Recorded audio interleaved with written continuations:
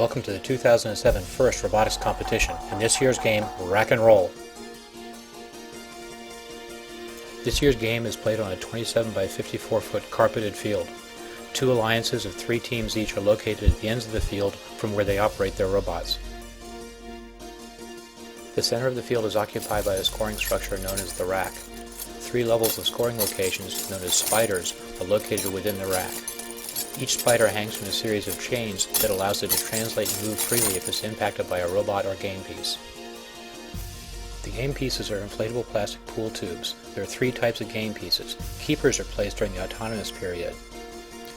Ringers are placed during the teleoperated period and score points for the alliance. And the black spoiler tubes are used to negate the effects of the ringers. The objective of the game is to place the keepers and the ringers into rows. The rows can be either horizontal or vertical. The match starts with a 15-second autonomous period.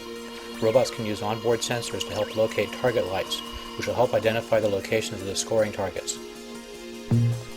As the autonomous period ends, robots must drop any keepers still in their possession. The human operators then step forward and take control of the robots. Robots return to their home zone to retrieve ringers from the human players. The ringers have been strategically placed on the rack. Alternately, robots can drive to the far end of the field to retrieve ringers that are waiting in the opponent's home zone. In either case, the robots attempt to make as many rows as possible. Here we see a red robot placing a ringer, completing a vertical row of 3 and a horizontal row of 2. His alliance partner then places another ringer, extending the row to 3. Black spoiler tubes are placed on the rack and used to negate the effects of the ringers. Unlike the other game pieces, spoilers can be moved. They can be picked up and relocated to cover any other ringer on the rack.